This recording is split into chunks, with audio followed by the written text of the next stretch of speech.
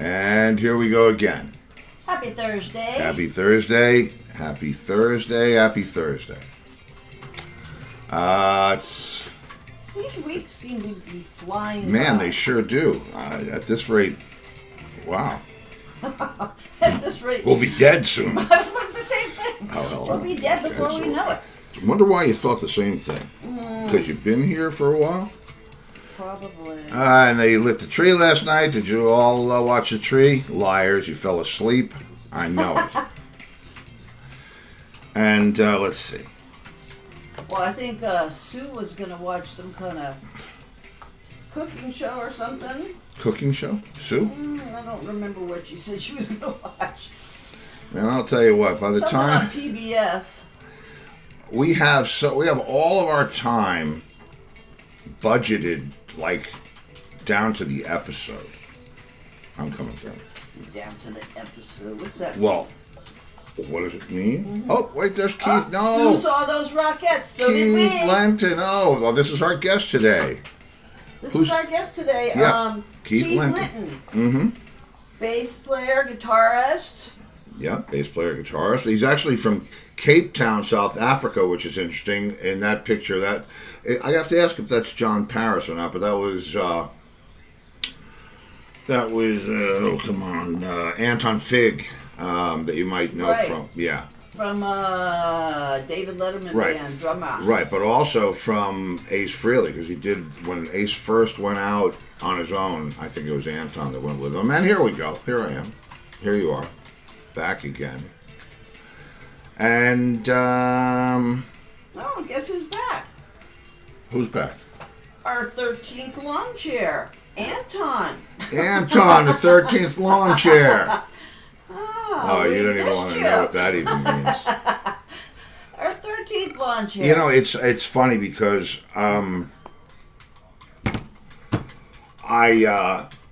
it goes from 0 to 60 so fast.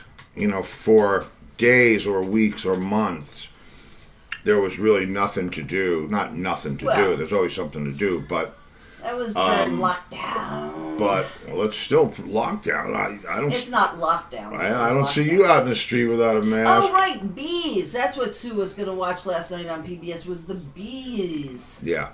Right. We have, you see a lot of bee boxes around here because this used to be a cow town. Now they're building, they're doing what they do. You get a tax credit if you have a bee box. Yeah, you get a tax break if you have Mm-hmm. But do you have to actually harvest the honey to get the tax break? No, you just have to have a bee box, to protect them. I would want to harvest the honey, but you'd have to wear that outfit and smoke them. Oh, what? The outfit? We looked out our door a couple months ago. Yeah, that's right. And we saw guys with the outfits across the street. Hedge across in front of their house. Well, on our side of the hedge was a guy in one of those bee outfits with his box smoking them. It's tough, man. I mean, I don't know smoke why. a good bee. It's was that? Anyway, we're not going there. Bees. Yeah, no, we really do. We have. We trim our bushes so that they'll always have a source to go to. Yeah, it's it's a getting along with nature thing. But we let some wildflowers grow so the bees have those. Yep. So that's so you neighborhood patrol bitches that's right. take it Every easy. other lawn in our neighborhood is like pesticided. Oh, you're not going there. That's political. That's not political. Is it not? Is it? That's environmental. In green, ours we let the weeds grow. We do not let the weeds grow. The wildflowers. Oh shit! Those little purple. In one little patch by the driveway. Oh, no, and over by the bird box. That's like. I left it there for the bees. No, you didn't. You left it there because you didn't want to get it out of there. Bullshit. I know what you did. Come on, who are you kidding? Oh. I told you why I left it there. Okay. You know what? I could always said to you, hey, Yeah. Hey. go mow the lawn over there. I didn't want to. Yeah. Don't be acting like I am not for the bees and the butterflies. I know you're for the. Are you kidding? Let me tell you what. Every time I want to go cut something down or try, oh no, that's a native plant. I mean, we might as well. It's like Naked and Afraid with clothes. Hello, we have the hummingbirds that migrated here, and you want to cut down the flowers, and that's why they're here. What? I want to cut down what flower? You're making me sound like firebush. What? The hummingbirds do not go to those little purple flowers. What do they walk over there? No, the firebush, I said. And did I just start off the whole thing by saying that I don't cut all the flowers off so that... Yes, you did. Okay, so Kitty Tiger says the smoke helps them not stink you. I think you mean sting. Stink you very much. Okay, it's 5 after, I think... You think I'm what? Sue says, you two are funny. Yeah, well. Oh, we're freaking hilarious. And she also says wildflowers are needed. Yeah, no, they are. And what she's talking about is that, sometimes we'll let them... It was the same thing I was talking about, is we let them grow in one part of the yard, because it's weird how stuff grows down here. In the summer, you cut it, and you have to cut it again tomorrow. Yeah. In the winter, it doesn't rain. Yeah, it's and weird. Sue has a client, and her husband keeps bees and sells the honey. That's my next project. Oh no! I can't. That's her next project. A bee box and sell honey. And I promise you, the listener, that I will record the sounds of wait. I am not afraid of the bees. Oh no, I know. I know you're I'm not even afraid of the wasps. Wasps.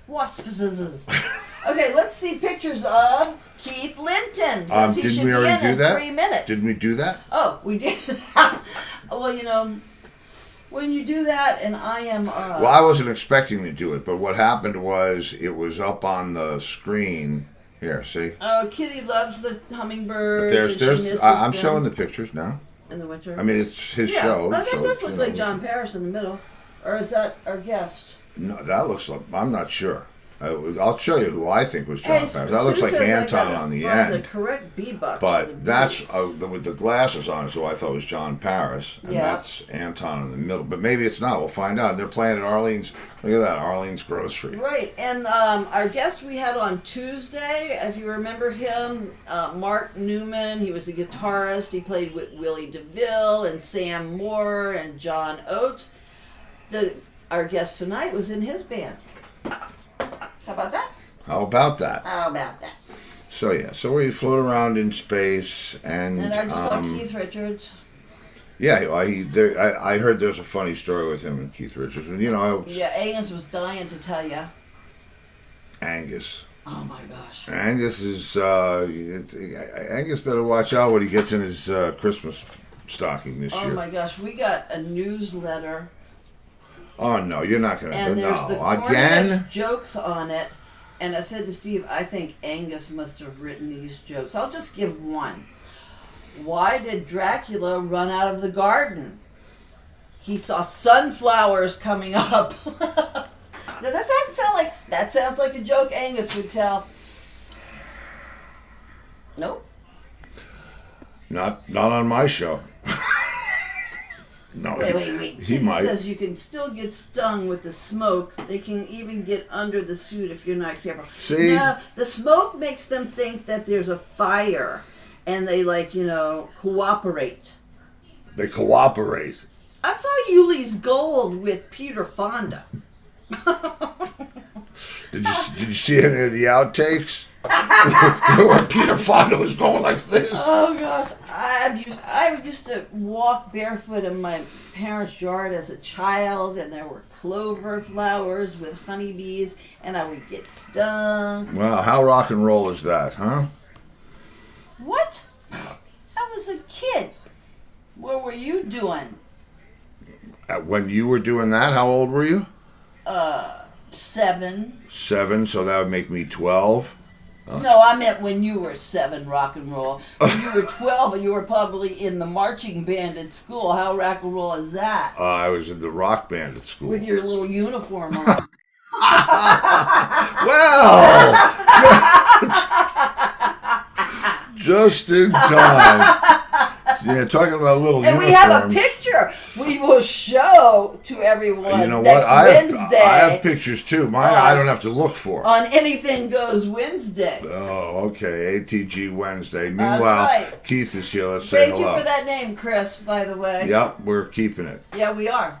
And Ding you don't dong. get any copyright for it. No credit at all. But No. that's it. Well, we could tell people he came up with it.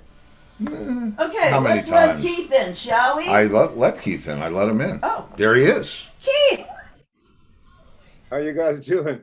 Good. How are you doing? Great. All right. I see now. I'm instantly drawn. The shot is awesome.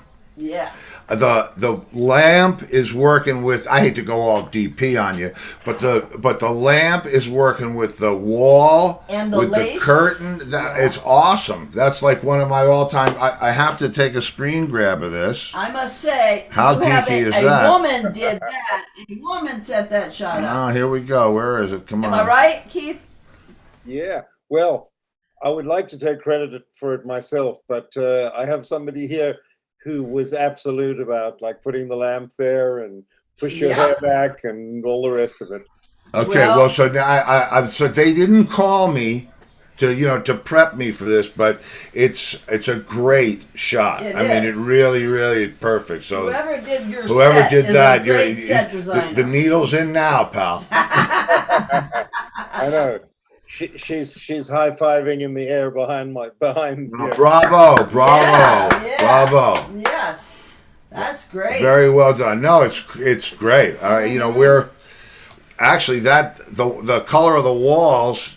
Not to go into home decor, but that's almost the color of our. Where's our green walls are in the hallway. Yeah, the hallways Yeah. that go from one part of the house. It's called a little lunar glow, but the Lunar what? lunar glow. I thought you said blow. I said sooner That's glow. like at night. Lunar Blow sounds like the 80s. Yeah, oh yeah, lunar glow. Yeah. That was my third album. That was our whole 80s. I love glass. Yeah. And so the lamp hit me right away. Cool. Yeah, that's great. Yeah, so it's great. Her name is Shara Michelle, and she did it all. Well, All she right. did good. She did. Props to She Sharon did. Yeah, Michelle. props. Yeah, props. Yep.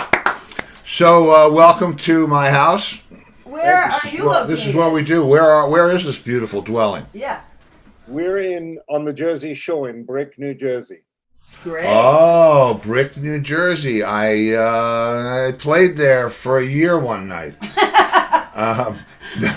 Did you? Where was it? Is it Brick? Is Brick and Bricktown the same thing? Or Yeah. Near Asbury Park. Right near the ocean, like a couple of miles from the ocean. We used to go to Beach Haven. yeah, we used to go to Beach Haven. We had friends had a place down there. mother's It's a house. beautiful part of beautiful part of the country, Mother had a house that she never went to there. which was a bonus for everybody. Yeah, with like 6 bedrooms. 3 houses from I haven't been here that long. I was in New York City for 35, 40 years almost, and moved down here. Well, that's a little bit of a juxtaposition, man. I mean, I would that's think you would like it. who's. I get the fact that this was at. Whose idea was that? Moving down there. Well, it was like a good thing to do because let's say that my longtime landlord made it very worthwhile for me to move. He raised your rent. Okay. No. They were doing that thing of buying out your leases years ago. Oh, even better. Yeah, very nice. Listen, they'll get theirs. And you're from South Africa? Yes, ma'am. We have a friend from South Africa. Yeah, they do. That's Lori, by the way, yes. my producer and my wife. But yeah, Well, she's your wife. That means she is your producer. You got it. Yeah, trust me. That we can have that. We could do the whole show on just that. Yes, we could. Yeah. Have you heard of Johan Creek? Yeah. Do you know Johan Creek? The name is a little bit familiar, but Yeah, I haven't lived there in a long, long time. Oh, he was a famous tennis player. Yeah, he won the French. The Australian. only time. That's why I know the name. That's why I know the name. Yeah. Yeah. They called him the White Rhino. Yeah, the White Rhino, and his okay. His what is it he used to say? Gajima. Does that sound familiar? No. It means go fuck yourself. Nice. We went to his birthday party and they had all South African food and it was really it was good. It was amazing. Oh. Yeah, cool. and Mousy Stars. Mousy Stars. Well, thank you, All Mousy right, Stars. Mousy. Okay. Well, anyway, let's get on with the show. Do that. It's really this is it. It's when I decided to do the whatever this is in this hour for Right. all these months.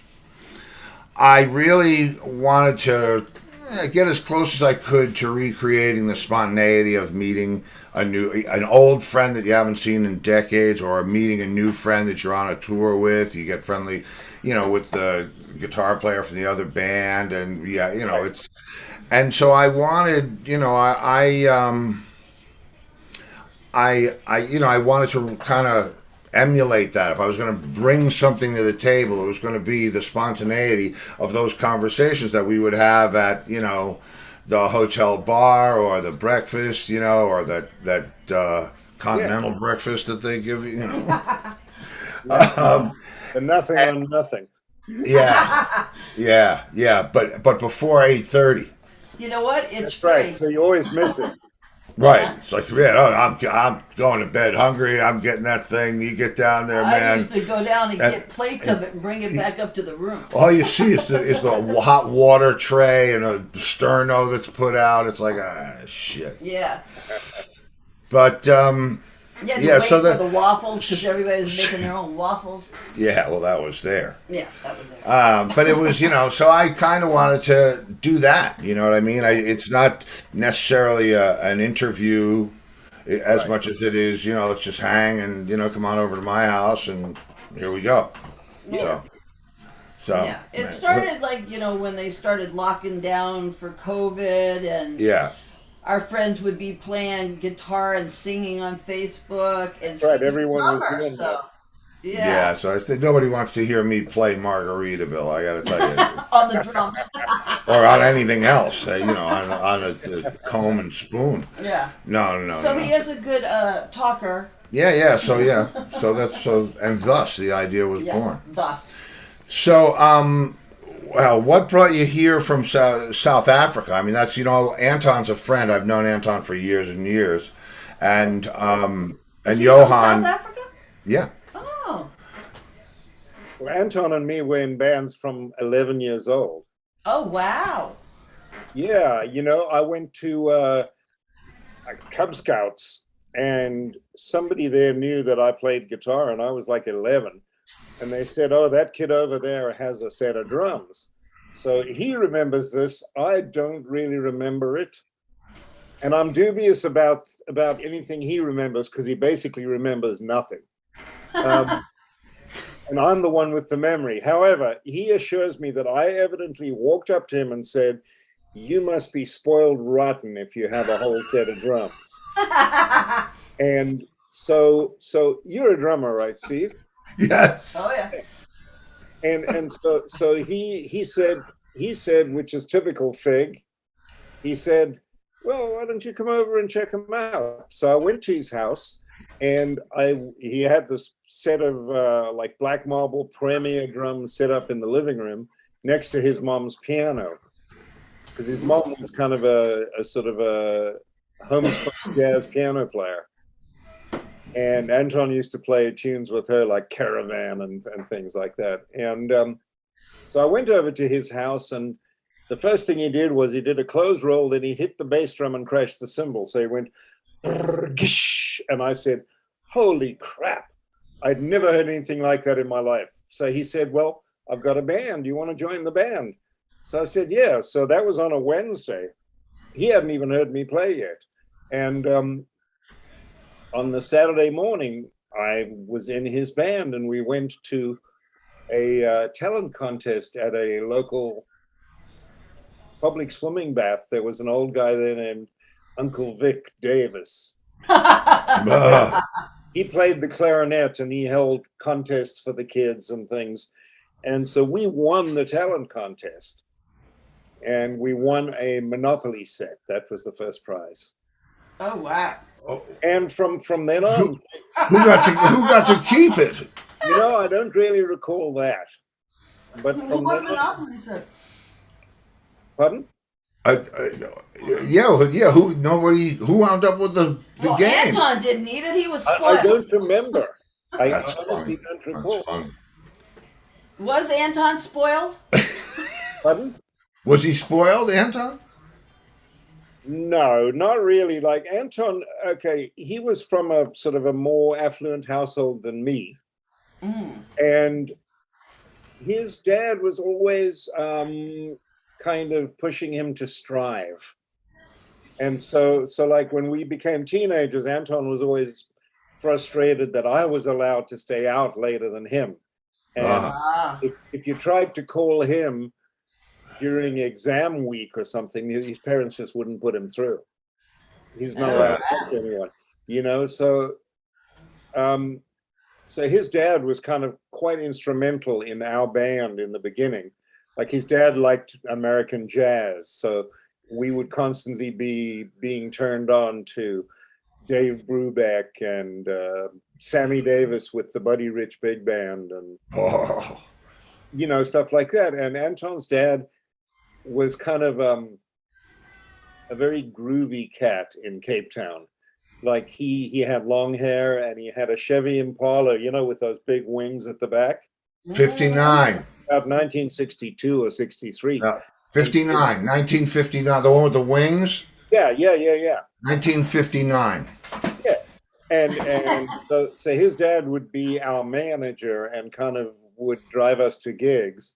And a few years later, he bought us a Vox AC30. Wow. So we were, you know, he was our manager. And then later on, Anton's dad was an amazing guy. Like he would have parties after our gigs, and all the muckety mucks from Cape Town would be there, including Christian Barnard, doctor, who did the first. Christian Barnard, sure. Mm-hmm. What did he do? Peter Sellers came over there. Like all kinds of people would come over to the Figs house. But then when we became like 18 years old, we got offered a tour, and they wanted to have a meeting to discuss the tour, and we decided that it would be a bit embarrassing for our parents to come to the meeting. So we told Anton's dad, his name was Norman, we said, Mr. Fig, you know, we want to do the meeting by ourselves, you know, just because we don't really want to be like the kids whose parents come to the meetings. So he had the most brilliant comeback. He said, well, boy, okay, I understand that, but are you sure you wouldn't like me to tag along just to ask the occasional awkward question? I thought, that's how Anton had a good upbringing, you know? His dad was always on the money. That's good. Yeah, he's... sounds like he helped you guys. Yeah, it sounds like he did the right thing. Yeah. So then how did the States happen? How did what? The States. How did you come to the States? Did you come with Anton? So I first went to England, as most South Africans did, because we were a British colony in the beginning. I went to England to join the Beatles or the Stones, but I didn't quite get into either of those. So eventually got married, and Anton went to New England Conservatory in Boston, so I went to Berkeley. And so we both graduated, and then he came to New York and he got a gig with a band, and they said they needed another guitar player. So I went down and auditioned, and I got the gig. So we were in this band called Topaz with, I remember Topaz. Mm-hmm. with Rob Stoner. Do you remember Rob Stoner? Yes. Yeah. And Billy Cross. No Billy, but I knew Rob. I think we've Right. had And so Rob and Billy, they had this deal and on CBS. So we toured, opening up for Jack Bruce. Oh. Whoa. Yeah, and he had Simon Phillips on drums. So every day it was with Simon, watching Simon. And yeah, it was quite something. And Wow. yeah, one day his road manager was polishing the cymbals. And I remember walking up and I said, "Why are you polishing the cymbals?" And he said, "He's a picky little cunt." So that was Alf O'Leary, famous British road manager with Jack Bruce. Wow. But You know, I had an amazing Jack Bruce experience myself. I played with Jack a few times, and we were doing this thing in North Carolina for the Rock and Roll Hall of Fame. And it's, you know, you get the set list, you know what's going to happen, and we're doing Cream stuff, so it is what it is. You know what I mean? As long as you know the figure, you're good. And so we get there the day before the show, and they take us to a rehearsal place, right? right. Just me, Jack, and the guitar player. And they walk us into we're in North Carolina. We're not in New York. We're not in London. We're not in LA. We're in North Carolina. They walk us into like Bobo's rehearsal studio, right? And Jack says, "Rehearse in here. I have bathrooms bigger than this," right? And so he says, "What am I going to play through?" The guy shows him like a practice amp, and he said, "Surely you're joking. It will surely perish." And So you didn't rehearse. Yeah, they were. yeah, it was. We rehearsed. I mean, you know what? It's kind of like Leslie West used to say. You know how the song goes. Yeah. So it's, you know, and just so happened that we did, and that was one of the greatest, musical. Just holy shit! How did that happen? That was a great night. Yeah. Great night. And it almost turned into a great tour, but that was around the time. Yeah, he was sick. He was not doing well. Yeah. But anyway, Yeah. Jack. Yeah. Yeah. So England So- was like so, yeah, that so was England- the happening place in the 60s And- for music. And Anton went with you. You guys went together to England. No, he came straight to America to school. And Oh, then okay. after a while in England, I decided kind of, okay, I'm going to go to Boston to school as well. But in the back of Fig and my kind of ambitious, childhood dreams was we got to have a band in America at some point. And Right. so, he got me into Topaz. Topaz wasn't really successful. And at the same time, we were recording demos and trying to get our own record deal, which we got. And we made that band called Spider. I don't know if you remember them or even know about them. I know Topaz for some reason better. That was, where did you guys play in, when it was Spider? No, Topaz. Topaz did this tour opening for Jack Bruce. And so it was mostly just that tour, and then the record we backed out. So Spider happened quite quickly after that. Okay. And the way that Spider happened was Anton and me and Amanda Blue was the singer. And we always wanted to, Amanda was my wife at the time. And we were recording demos and all the rest of it. And so, this is a bit of a roundabout story. Fig and I together got the Robert Gordon Link Ray tour. Oh, right. But I couldn't go because my green card wasn't finalized yet. So I wouldn't have been able to get back into New York, into America. Mm-hmm. So he went on that tour. But before he went, we had recorded these demos in our loft. We had a loft in Tribeca and recorded them on a TAC 4-track reel-to-reel machine no mixer, just into the machine, you know. Yeah, I And know. and we contacted Eddie Kramer, producer, Ah, because Eddie was from Cape Town as well. Wow. I didn't realize that. Yeah. I know Eddie a long time. I never put that together. I mean, you know, Well, we're we, not we weren't having. we weren't friends with him in Cape Town, but he was open to hearing our recordings and that, just because we said we're from Cape Town. And so I got our demo tape to Eddie, and he said, "Well, listen, I'm busy producing a solo Ace Frehley record, and Ace really likes this one song of yours. Would it be okay if he did it?" And I thought, wow, of course it's okay. Platinum sales immediately, right?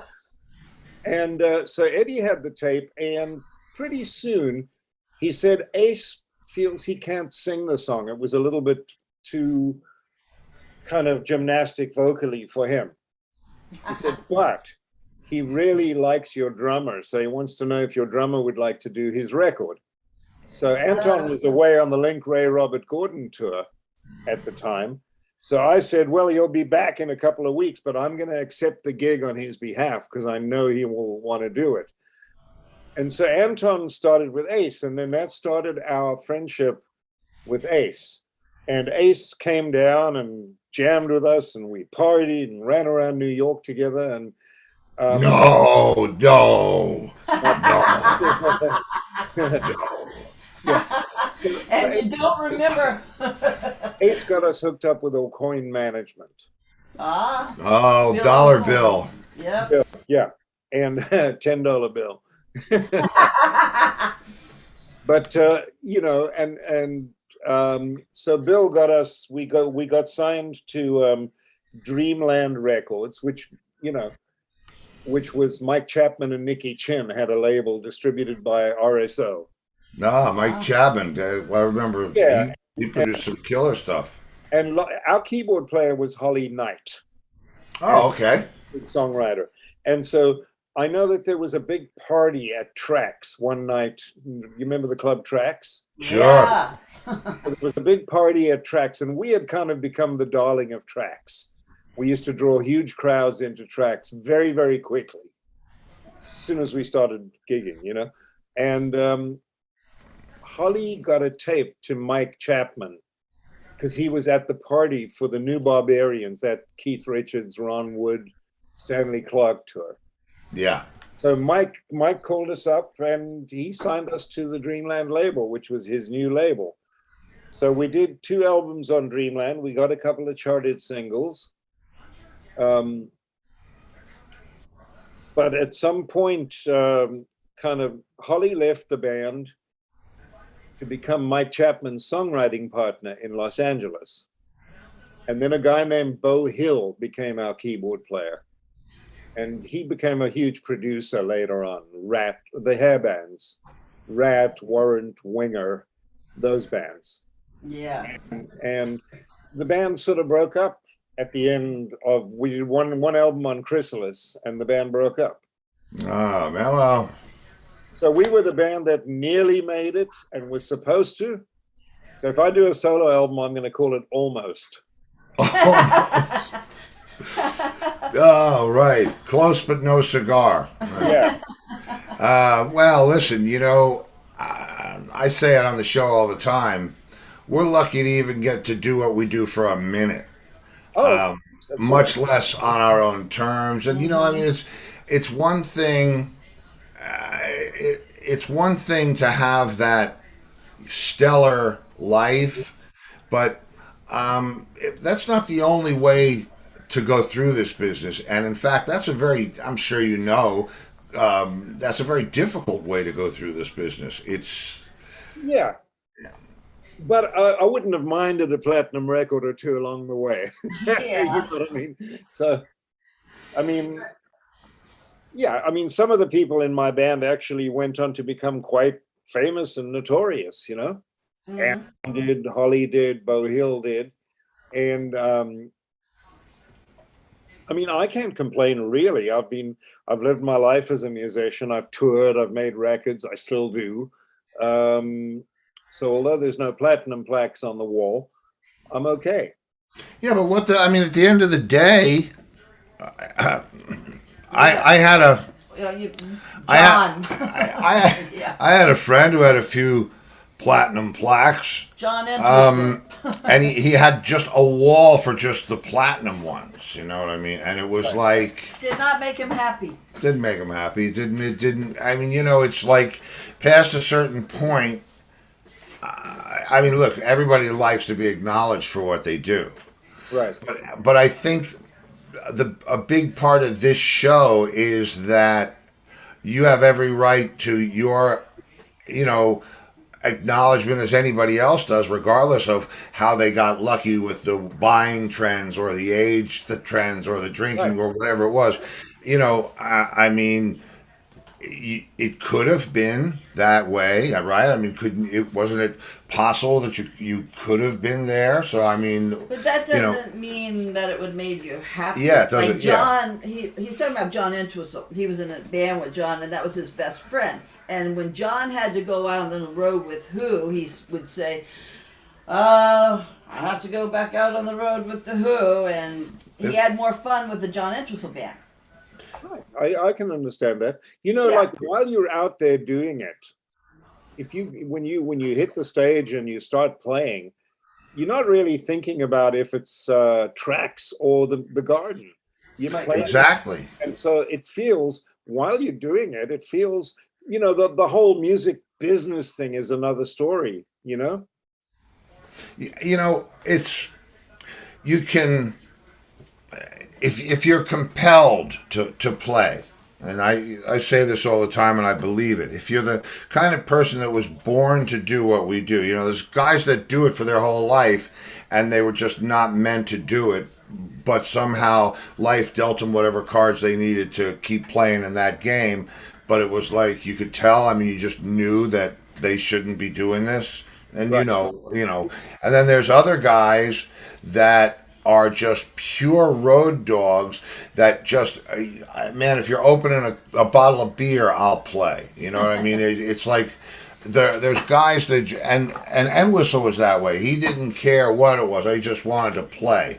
I'm done playing here. Let's go someplace else to play. Mm-hmm. But it's interesting that you would say that, about maybe you would have liked to have had a hit or But I don't live with regrets at all. I wouldn't do it any other way. Well, that's if somebody called me up and said, "Let's play," I'm there. What time? there. You That's the only award that you need. That's really right. is that somebody cares enough to play with you, and that at the end of the day, you're making great music. So, and that was. That's why we started, right? I mean, we didn't start for all of the other, we started because. Like I'm so tired of hearing that very cliched thing. Oh man, I got into this for the cars and the girls. I got into it because I liked to play. Yep. I loved to play, and most of the players I know, that's why they got into it. Exactly, and you'll find that most of those guys are the guys that are still out there doing it because it doesn't matter. It's just. Well, I don't even think you knew that about the cars and the No, I was into it. play. I heard. I mean, I've said this a million times on the show, so I won't kill my listeners. But in kindergarten, the high school band came and did a concert in my elementary school's auditorium. And the minute the guy started, it was the concert band. The minute he started playing the snare drum, and I heard the ambience in the room, I said to the kid next to me, "That's what I'm going to do for the rest of my life." Right. I was like 5 or whatever. Didn't it even was. like girls yet. And girls. I mean, cars. But I had no idea. I liked cars. You thought about getting your first Stratocaster, man. Yeah. Well, I mean, I remember getting my first drums, and I remember being frustrated because you couldn't take lessons until 4th grade, and I already knew. I whatever that means, I knew, and I just was on this single-minded course towards wherever this is out here in space. Yeah. I mean, I was in New York City when I'm in 11 bands at the same time. I used to I used to run down Bleecker Street. I'd have bass rigs in 3 different clubs, and I'd just run down the street with my cable and my bass and make the downbeat. That's funny. That's but isn't that the way it goes? You know, when it rains, it pours. I remember, you know, the thing about I played that Long Island circuit back in the '70s when it was, you know, when that whole thing was happening, and we were playing 6 nights a week, and there was so many places to play and so much stuff to do back then. You never got to see anybody else play. It was always, you know. Yeah. Mm-hmm. But boy, did you learn how to? You learned how to play. I mean, You got know, good because you had to. yeah, you really had to, but you wanted to too. I remember every night, and I've said this again, every night, especially back then in the '70s, when I was really coming up and learning and refining my thing, whatever my thing was, I used to record because we had a front of house sound guy, and this is, you know, going back early '70s. And I used to park a nice Sony stereo cassette recorder out there. And every night I would take the cassette, and on the way wherever I was going, it went in the cassette player, and I got to, you know, it's like my game tapes, and I got to hear what I did. No, I should have done that, and wow, I'm glad I did that. And it was years of that, man. And I just, you know, that's how it happened. Sure. Yeah. So anyway. So I tell you what, I'm going to pay the bills right now. We have some sponsors. Yeah, we have some sponsors that we're going to acknowledge, and then I'm guessing you got the questions from Angus. Yes. Yeah, because these were, you know, if you thought your career was in trouble, now it's really in trouble. And you have to tell us if you're playing around now. Yeah, just whatever we can share with the people, and where I can get one of those lamps. Right? I love the colors. Sure again. Okay. Oh, very good. Very good. Whenever Okay. you see this, So someone sends stars to us. yeah, someone sends it to the power of the stars. So I'll play this commercial, and it'll make you hungry, and then I'll come right back, and I'll meet you here. That work? It works. I'll be right here. All right. Thanks. See you in a minute. Okay. Most of you know I live in Southwest Florida now, and one of my favorite places to grab a bite to eat is Jason's Deli. Scott and Diana Willis have been in business here for over 20 years. The truth is, Jason's Deli has bigger choices of better food. You can eat healthy and enjoy the taste of quality ingredients. They're open 7 days a week for dine-in, pick-up, or deli delivery. With 4 convenient locations from Naples to Cape Coral, Florida, they are a must-try. Jason's Deli, where all good things come from wholesome ingredients. And Bradley's Jewelers in South Fort Myers. Diamonds, bridal, you name it. Estate, custom design, and expert repair. Bradley's Jewelers, South Fort Myers. They specialize in amazing moments. Yeah. And there's our amazing moment. So there is you. There is you. There is you. But I'm glad that this came up. Did I see John Paris in one of these pictures? You didn't see John in one of those pictures, but I've done 1,000 gigs with John in my life. Okay. We saw Keith Richards in one of those. Yeah. I heard there's an interesting Keith Richards story flying around. So, like, after the Spider thing kind of wound down, I just played around New York a whole lot, and I did a lot of producing stuff, which is primarily what I do now. I have a studio, and sort of in, like, I guess the late 70s or something, I hooked up with Link Ray, and Blondie Chaplin, Anton, and me made a band because we're all from South Africa. Oh. And it's called Scully, Skollie, which in South African means a ne'er-do-well delinquent. Oh, Scully, very nice. Yeah. And we still get together and play whenever we can. Blondie's on the Brian Wilson tour. Anton spent quite a few years with Bonamasso. And quite some time ago, Blondie and me and Anton did a lot of recording at my place. Mostly Blondie and I would record at my place and then go to Figs and put drums on. and we did some with all three of us playing together. It's like a reggae, thrash, metal, South African hard rock band. So Wow. it's louder than you should be. Blondie sings his living ass off, and we've all been friends forever. We still play together whenever we can. That's That's great. That's fantastic, man. I mean, I love to hear stuff like that because You're having fun. it's just, I know what it's like to have chemistry, decades of chemistry with somebody, and then you don't even talk. You just play. And when it's gone and you don't have it anymore, it's like, will you ever see that again? And if you do, you just don't know what's going to happen. But for you to be able to have that even in your pocket, just to know it's there,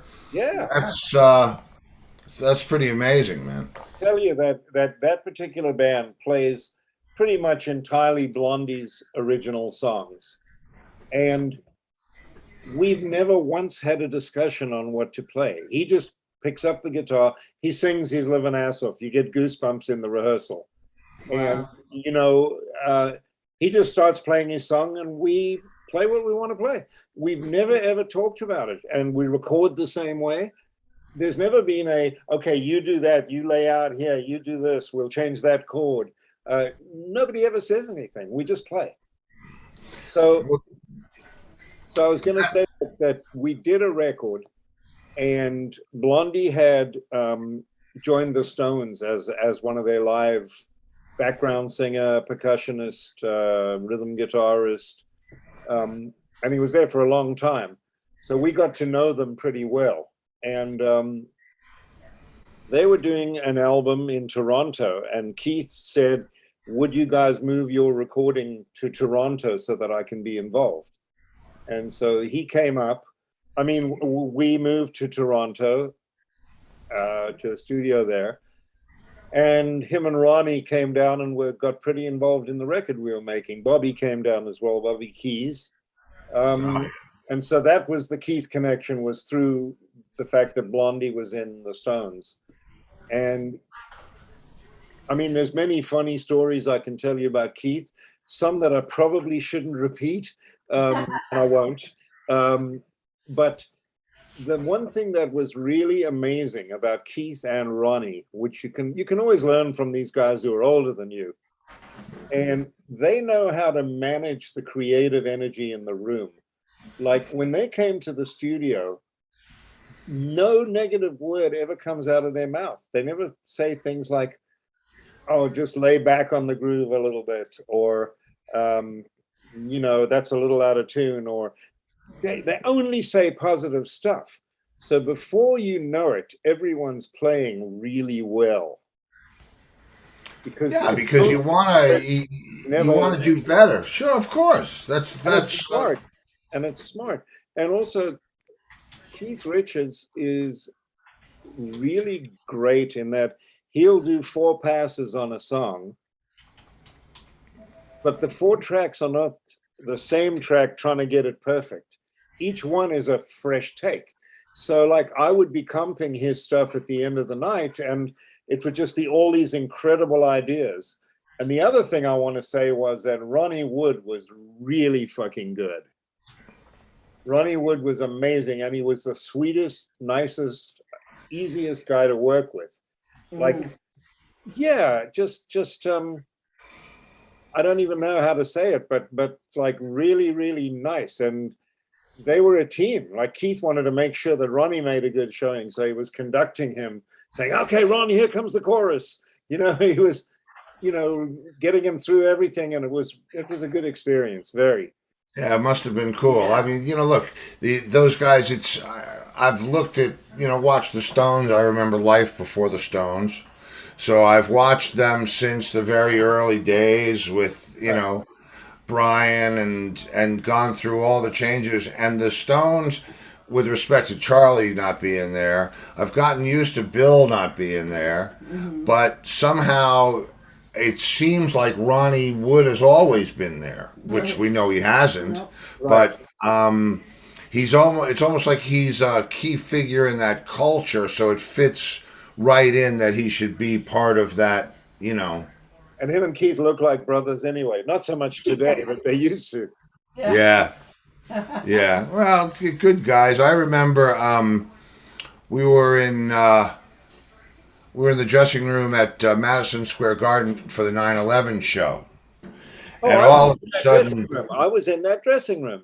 Oh, wow. Small world. I was in the dressing room next to yours. Bill Clinton was there, and Hillary was there, and Bon Jovi, and everybody else. Yeah. That's very interesting that you said that, because I was in the Who's dressing room, which was right next to Keith's. Yes, it was. And I tell you what, Tony Russell, who was Keith's kind of bodyguard assistant guy, Tony saw me backstage and he said, "Come on into the old man's room." So I said, "Well, you know, maybe he's busy with interviews and stuff like that." He said, "No, man, your family, come on in." So I was just about to walk in, and all of the Who came out of their dressing room at the same time as Keith did. So I just stepped back. You can't hang with those cats together, you know. I just stepped back and watched it. Entwistle was there. Yeah. You were probably standing 10 feet away. Well, I'll tell you I was definitely there. And I'm going to tell you the other half of the Bill Clinton story. Well, why the Who went on when they did. Yeah, well, okay. Now, did you ask yourself why they went on so early? The Who? They went on early in that show, if you I remember. didn't know that. Yeah. They went on early. Now that I think about it, yeah. It wasn't even dark yet, I don't think. No. And the reason for that was I'm in England writing songs with John that we're going to submit for a new Who album. Okay. And this is after 9/11 has happened, and we already have a tour booked, and we've added a fundraiser gig because of 9/11. At BB King's. At BB King's. It's locked, and I called and said, you know, do you want to do this? Yes, just add another night, boom, no problem. So I'm over there. It's about 9 o'clock. It's starting to get dark, and the phone rings, and he picks it up and he goes, yeah, no, I can't, I'm playing. And he puts the phone down, right? And I said, who was that? And he said, Pete. Paul McCartney's having a concert. And he goes into this thing about the 9/11 show. He said, but we're already playing. I said, we're playing. I said, John, you can't. Yeah, we're playing. We're playing at fucking BB King's. You should really call him back and tell him, you know. Oh, my God. So you had to play BB King's. Wait! You're gonna love this story. I'm on your show now. So John calls up Pete and he said, "Yeah, all right, well we can do it." And and Pete says, "Well, I'll pay your band." He said, "We're already playing." He said, "No, we don't want your charity. We're not changing a single thing. I'll do the show, but I want to be able to do every one of my shows without any question." So what that meant, they were rehearsing during the week at the Garden. No, they were rehearsing at I think SIR before they went to do the thing at the Garden, and so we both had to stay at the Plaza because they would come and pick John up for rehearsal. They would bring him back, and then they were responsible for getting us wherever it was we needed to go to play at, Mimi's Beard Shack or whatever. Yeah, and the Who stayed at all different hotels. And they all, and so the reason that they went on so early was because John wasn't canceling our fundraiser. So he left. He walked out of that whole thing. I mean, we left. It was me, him, and his tech, Mark, and we just went right into the car, right down the chute, uptown 10 blocks, and played our thing at BB King's and raised our money for the victims. $10,000. Yeah, $10,000. But Bill Clinton. Yeah. So Clinton. At the Garden. If he gave you any trouble, I'll take the responsibility.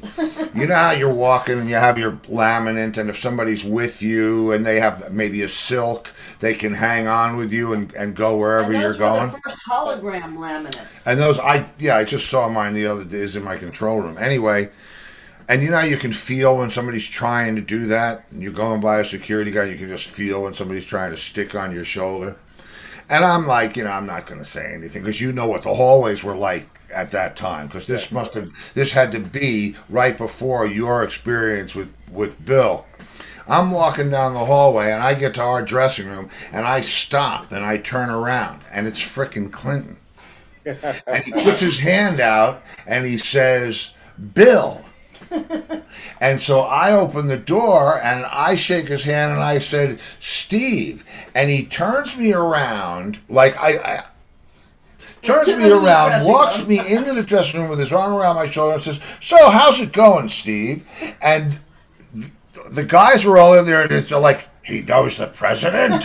And it was his way of going into their dressing room. And so that's how then he made his way over to you guys next door.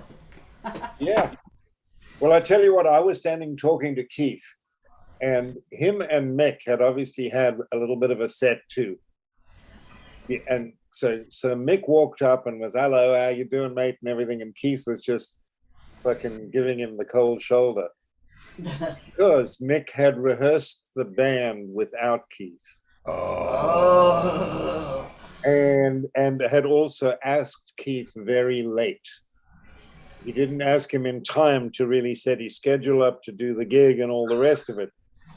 So he was giving Mick the cold shoulder.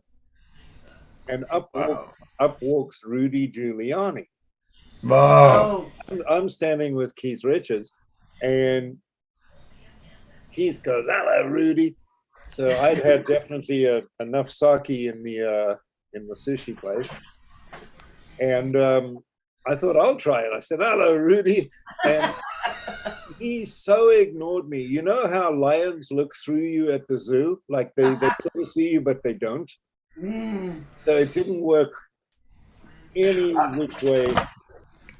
It's funny that you say that, because you're talking about a breed of person that just knows how to deal with that. And I have a perfect story for you. And we're going to run a couple of minutes long, but this is just perfect.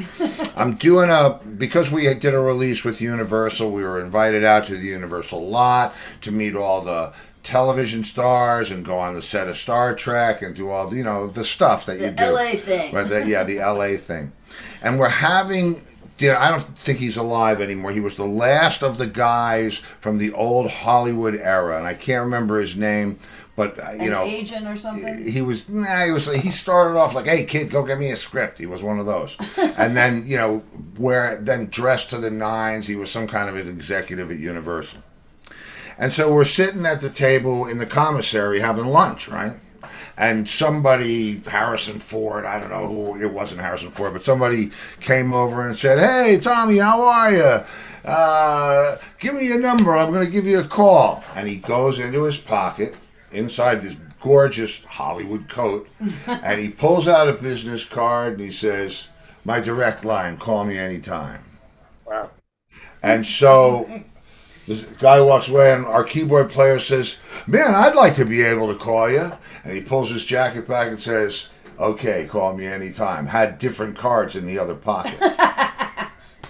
And it was like, wow, how Hollywood was that. But the keyboard player didn't catch on. It blew my mind. I mean, I've seen some cool things, but that was so old school Hollywood. Anyway.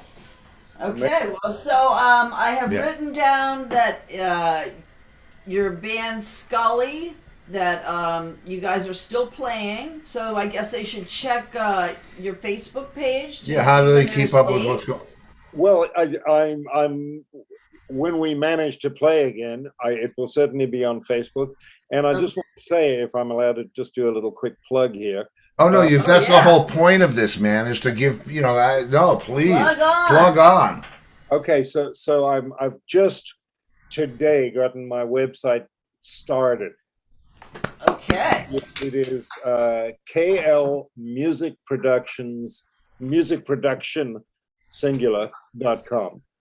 And if K as in kilo, L as in Lima. Music production. Yeah, K as in Keith, L as in Lenton.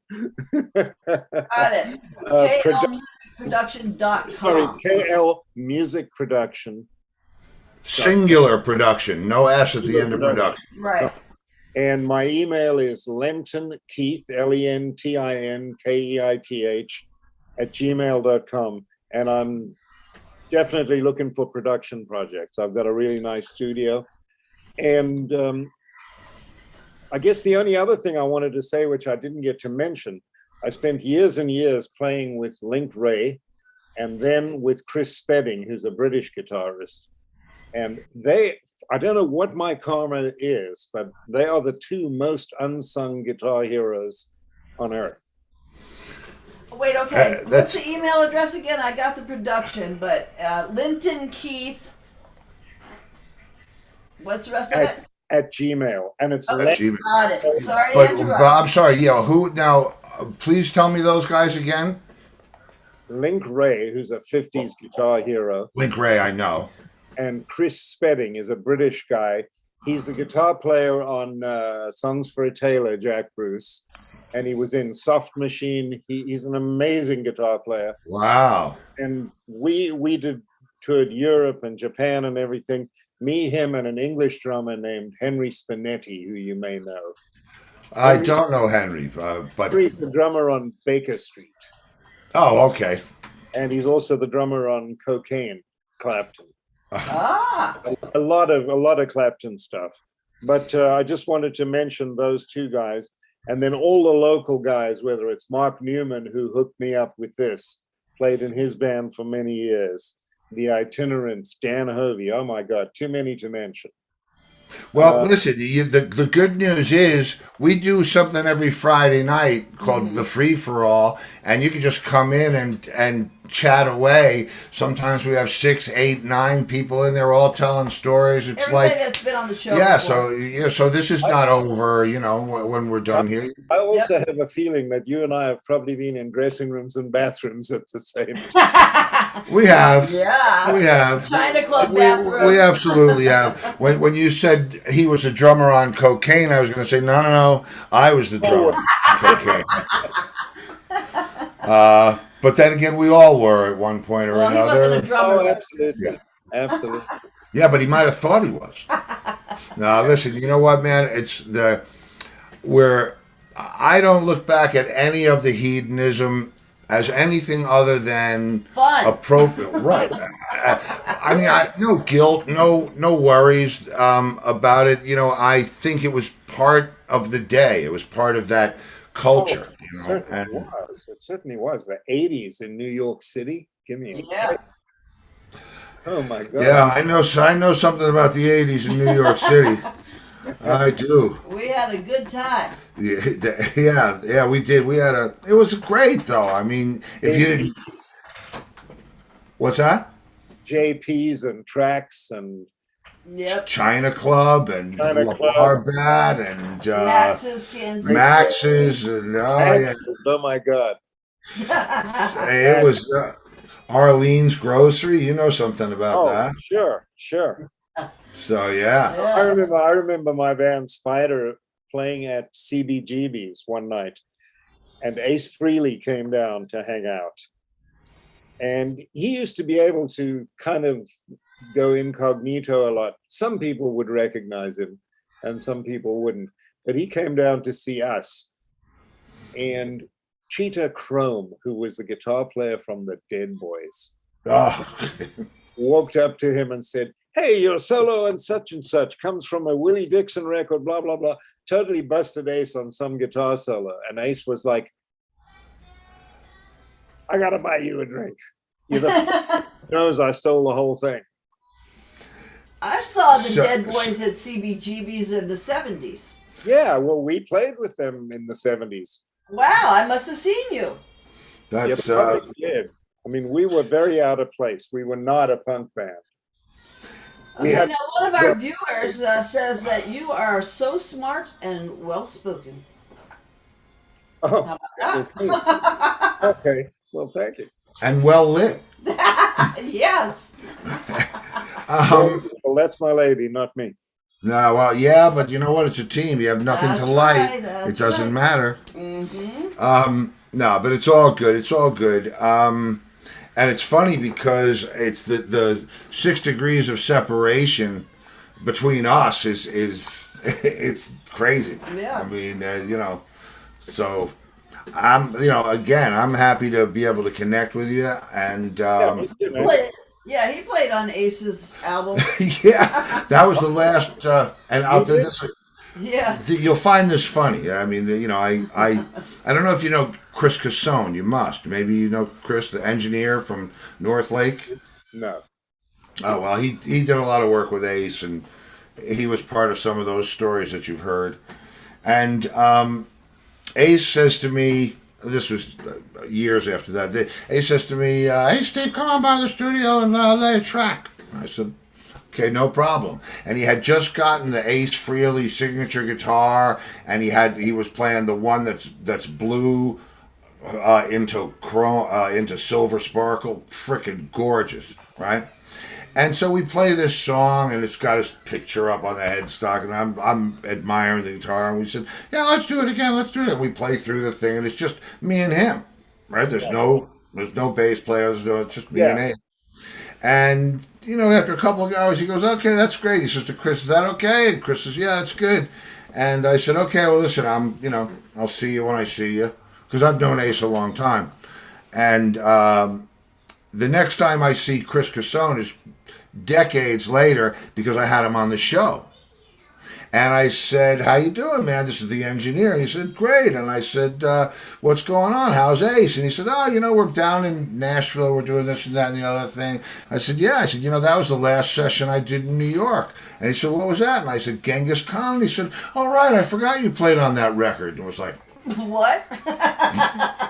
"What?" Yeah. Yeah.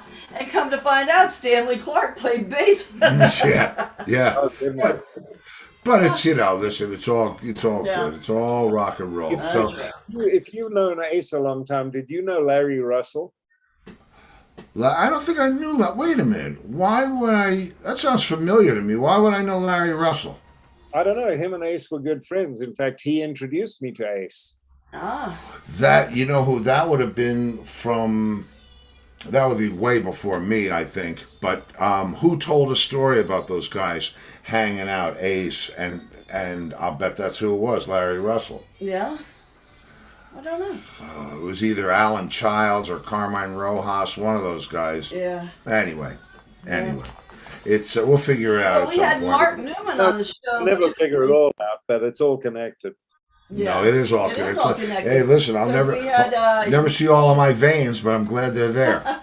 We had one of your bandmates, Mark Newman, on the show Tuesday night. Yeah, we had Mark on Tuesday night. Yeah, and he said you had a lot of good stories.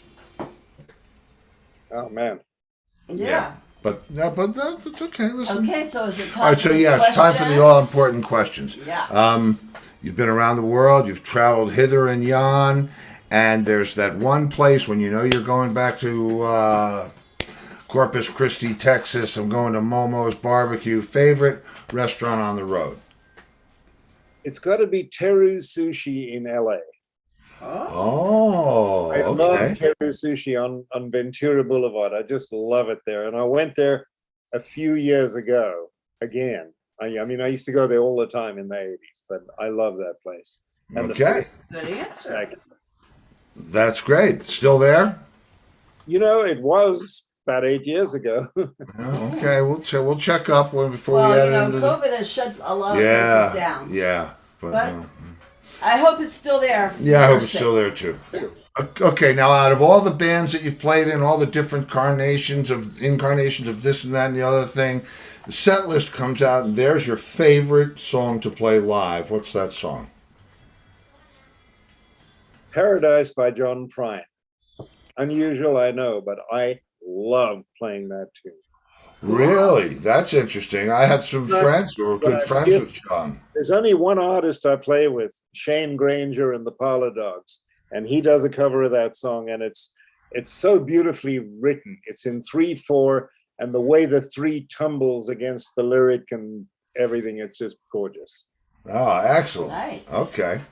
Well, you're not going to glow quite as much about this next one. The set list comes out.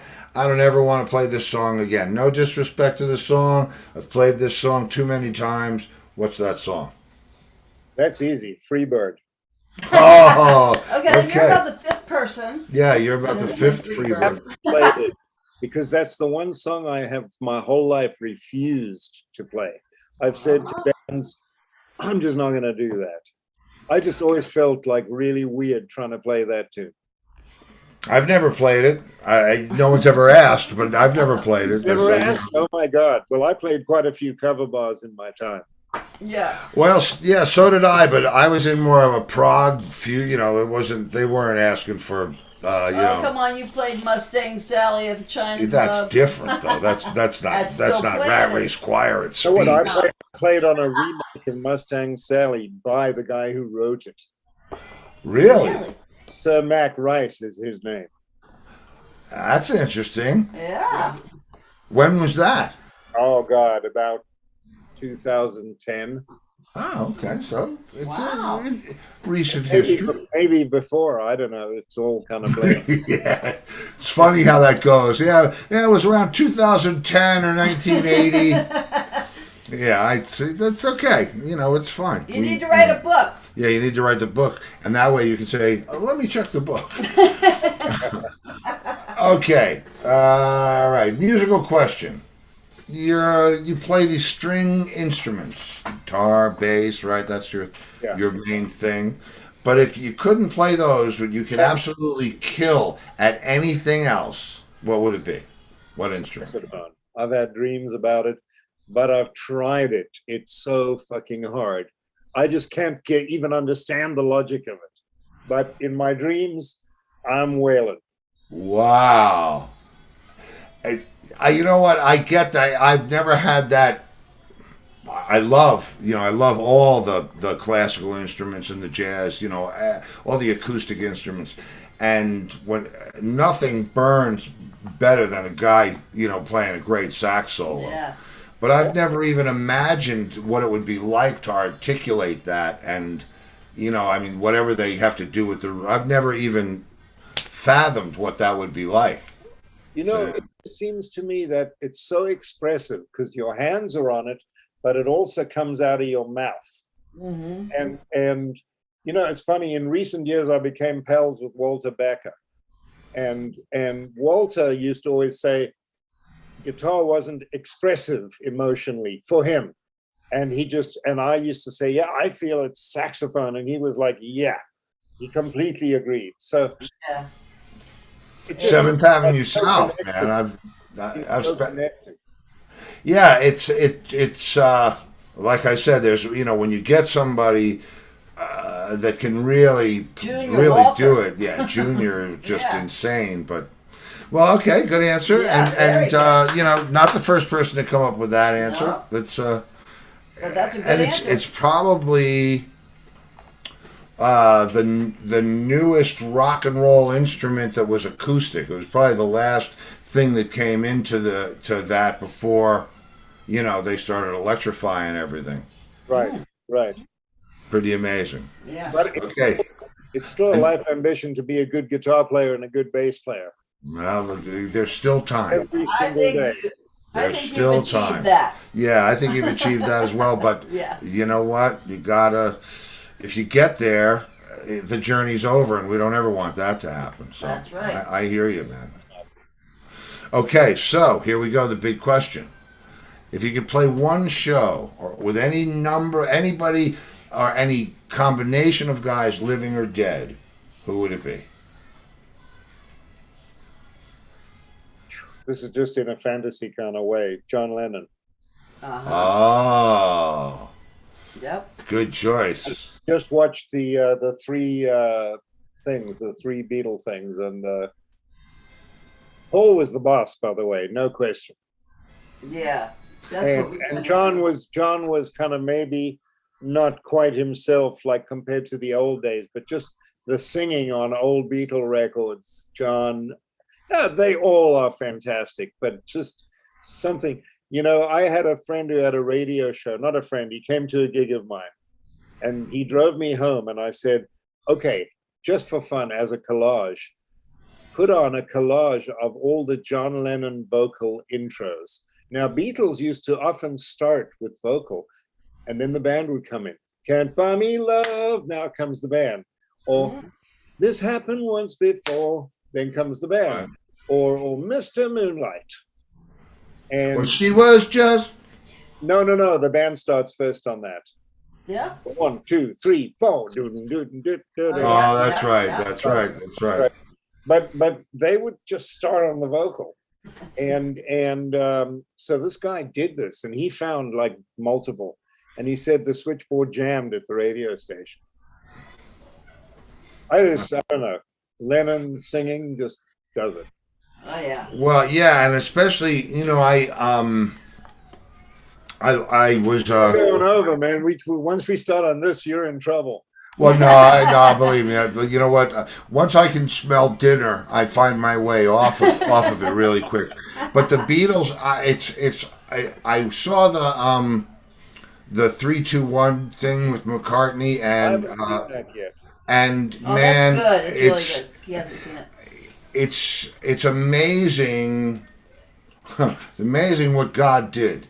Yeah, I mean, it's the universe assembled like a flash of lightning that changed everything for all time. Not the first time it's ever happened. There's Yeah, we were Mozart. here in our lifetime to experience it. Is that something or not? That's amazing to me, and it's always fun for me on the show to know whether I have a pre or post Beatles guest, because it's such a different thing when that happened. Well, you know Steve Holly, right? Yeah. The drummer. So Steve was at a lot of my sessions, and we've been friends for decades and decades. Well, he has, I hope I'm correct, but I think I am. He has the shaker from A Day in the Life, the maracas, and he has the tambourine from We Can Work It Out. Oh, wow. So I have him bring those over every recording session, because I just think it's going to be a good omen. And The vibes. That's a good omen, man. That's cool. Yeah, he's a good player. Wonderful. Absolutely. And so, well, we do a thing that we actually just turned it around. We were doing this thing called Pass the Peas, where I was sending tracks to everybody, because I have a place, I have a recording studio here. But now we've turned it around, and if there's anything that you would like to send to me, I'd be happy to play on it and send it back. Just for fun. Certainly. Certainly. How do I send it to you? However you want. I mean, you can send it to me. If you want to send me wave, if you want to send me stems, that's different. You can send me. No, I just meant like MP3s or wave. Yeah, just send me an MP3 email. I'll text it to you. Oh, no, and got it. Oh, okay. There you go. There you go. So yeah, because I have, if I can find it here. He misses jamming. Yeah, I really miss playing, man. It's I'm actually trying to find. Me too. Yeah. So believe me, I'm itching. I'm. I want to sweat. There you go. Sweat Yahoo. This is, I'm set up. I'm mic'd already, so I'm good. I'm good to go. And he's got a studio. Yeah, so and that's what I figured. We might as well merge our gifts. But okay, man, listen. Please don't forget about Fridays. That's a sincere offer, and it's a lot of fun. Yeah. Friday nights. On Friday. Friday night. It's same time. It's the same time, and you can come in for the whole show. Come in for the beginning, come in for the end. You come in and throw something and leave. We usually have like 6 to 9 people. Guys are driving to gigs. They come in. they stop at truck stops and come in. We've had dress. So just if you want to feel like you're hanging with your people, that's where we are on Friday night. Awesome. Cool. Well, man, this was really a lot of fun. Yeah. And yeah, let's do it again. What's your lady's name again? Sorry, Lori. Lori. Lori. Nice talking to you, Lori. Nice talking to you. And your lighting director was Shara. Shara. Well done, yeah, Shara. Well done. She's my lighting director in life. There you go. I understand that. She's a keeper. Ain't no sunshine when she's gone. So yeah, I hear you. All right. Well, maybe thank I'll see you, you man. tomorrow night. Yeah, I hope to see you tomorrow or any Friday, man. Just drop in and bring Cheryl with you. She can take a Pop in. it's free for all. Okay. Okay. Okay. We'll look forward to it. Cool, guys. Thank you. Thanks, Bye, man. Keith. Take care, Keith. We'll see you. Take care, guys. Bye-bye.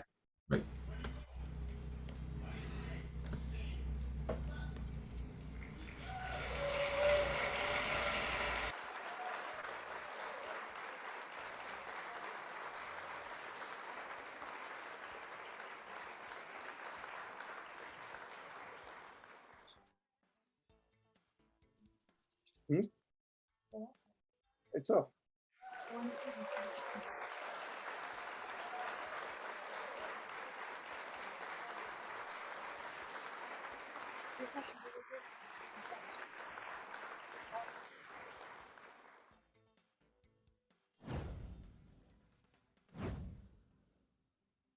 And Yeah. there you go. There you go. Yeah, Keith, he was great. And, write those email addresses down and the websites and all that stuff. That was fun. Yeah. And he it's seems interesting. Like our kind of guy. Yeah, but I mean, you think about that. It amazes me when I think of, because my world was my world, New York and the whole thing. Seemed like it was enough. But I never imagined being, a fledgling musician in Cape Town. What's that like? Well, he spent a lot of time in New York too. No, he did. I know that. And Anton certainly, certainly has done more than his fair share of stuff. But it was great having Keith on. That was a lot of fun. I hope they both come in on a Friday. There you go. So yeah, so that's okay. So now what? Now what happens now? You now? gotta say your line. That's it. I just say my line. That's it. You want me to hold up the cue card? Oh, you get. Oh, okay. See what it says. Oh, it says. Oh, okay. It says tomorrow, free for all Friday. No, I say that. You say it? Yes. Well, then you say it already. You say your part. Okay, tomorrow night, free for all Friday. If I don't see you in the past, If I don't see you in the future. if I don't see you in the future, I'll see you in the pasture. Good night, everybody.